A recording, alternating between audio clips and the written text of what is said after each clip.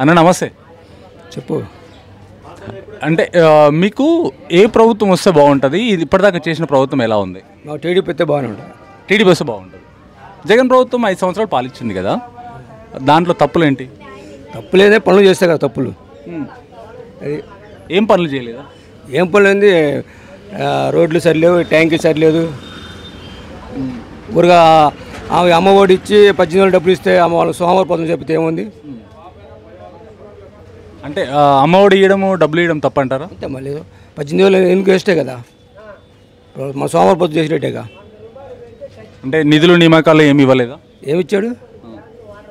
ఆటోలో 10,000 అంటాడు, కేసులు రాసి దిగుతున్నారు. సరిపోయింది. అప్పుడు కేసులు ఎందుకు పెడతారు? ఊరికే పెట్టరు కదా కేసులు. ఊరకెందుకు పెట్టరు? ఖాతాలు ఏడు లేవని ఏడు పెడతారు. జనం ఎక్కువ ఉన్నారు అదనో ఇదనో. అది కాదన్న, ఇప్పుడు టీడీ ప్రభుత్వం వచ్చి అంత ముందుకు పాలించింది. టీడీ ప్రభుత్వం ఏం చేసింది మరి?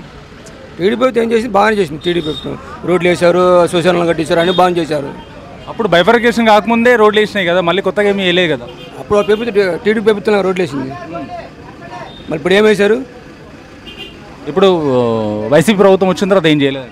ఏం చేశారు? మళ్ళీ ఉద్యోగాలు ఇచ్చింది కదా, మరి 1,00,000 ఉద్యోగాలు ఇచ్చింది కదా. ఇచ్చారు, ఎక్కడో ఇచ్చారు. ఈయనోళ్ళకి ఇవ్వలేదు కదా. ఈయనలోకి వేయలేదు, ఓన్లీ గ్రామ వాలంటీర్ మాత్రం ఇచ్చిందంటారా? గణపురం కాలనీ ఉంది, అక్కడ ఏం పనులు చేయలేదు. వాలంటీర్ పెట్టారు, ఇళ్ళకి వచ్చి ఇస్తున్నారు, పింఛను బియ్యం ఇస్తున్నారు, అంతే. ఏముంది? ఏం చేశారు? ఇప్పుడు మీకు రాజధాని ఏదంటే ఏం చెప్తారు? అమరావతి చదువుతున్నాం. అమరావతి వచ్చుద్దా?